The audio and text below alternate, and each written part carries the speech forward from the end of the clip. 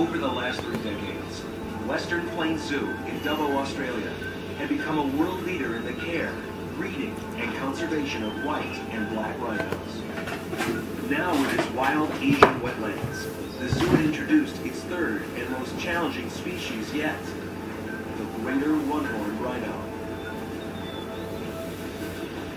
What we needed to consider when bringing this one-horned rhino and certainly his mates that come in the future is the differences in the biology of these animals, the difference in their needs. Here, Life Sciences Manager Andrew Thorne and a team of rhino experts created a 37-acre habitat, complete with a large wetland, where the young solitary bull, named Dora, could range and forage for water grasses, just like in the wild. But while Dora flourishes in the new environment, there was one growing concern. For greater one-horn males, the horn is used to posture females for breeding rights.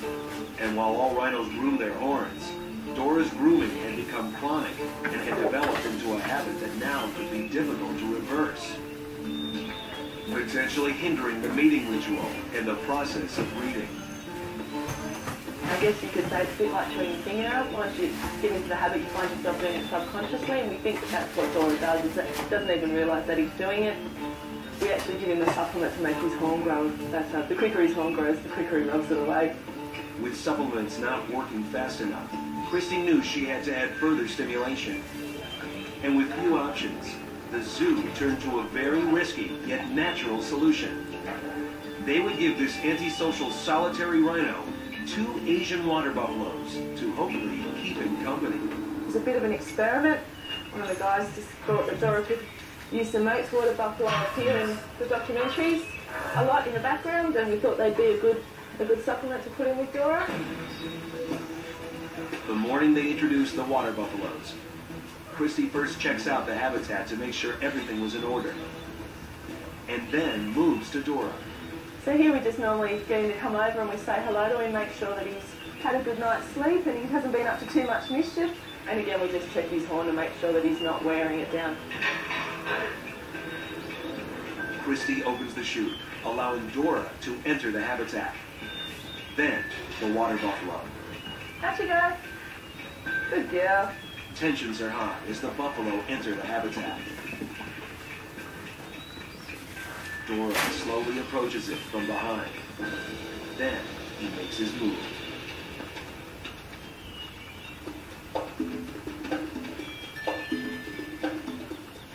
For the first couple of days, there was probably lots of smelling and checking each other out.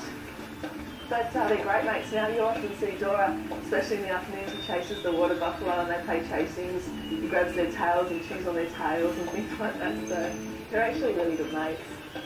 Still, while successful, the budding relationship did little to solve the problem. Soon, Dora is rubbing against them as well. Christy was out of options.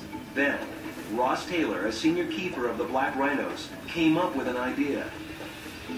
They would let Dora borrow the rhino ball. The rhino ball is made of indestructible hard plastic, used in the black rhino habitats to stimulate the very aggressive yet solitary species. For Christy, it was worth a test run, only there was one problem. First, Ross would have to borrow it from its current owner. They're half the size of a white rhino, but the thing that they use is those 2 horns on the front of their head, okay? That's what they use to throw you over the fence with, drill you full of holes, all those sorts of weird, wonderful things. At first, Ross's attempt to approach the gate is met with resistance. And then, the rhino charges the fence.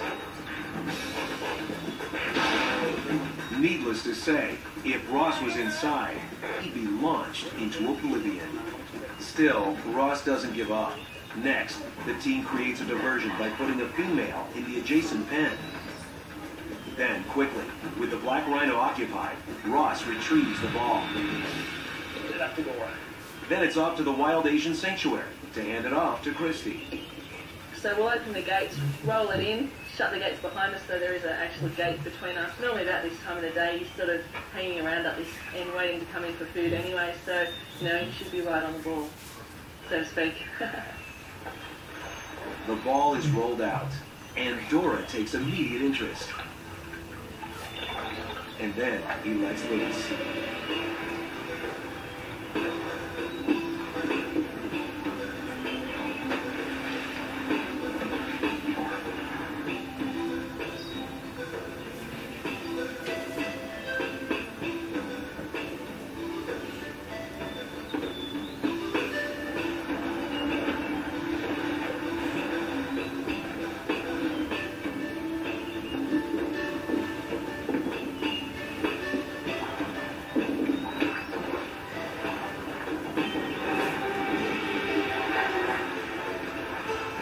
For most of the day, all attention seems to be on the toy, pushing it wherever it will go.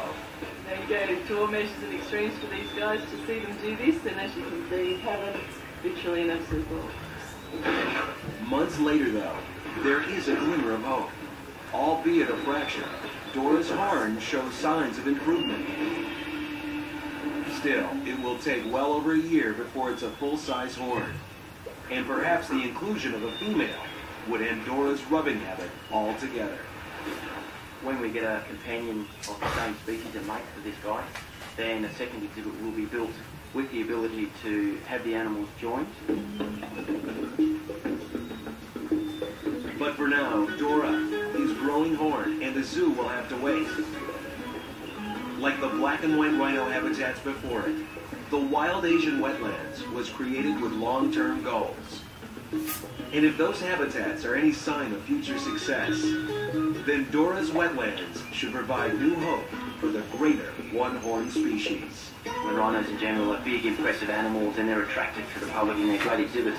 The bottom line for us is the motivation to contribute to conservation of these guys as species and to help ensure that they don't die out in the wild. Coming up, can a boutique community zoo join the big leagues and create a state-of-the-art Himalayan exhibit and help save these creatures from extinction?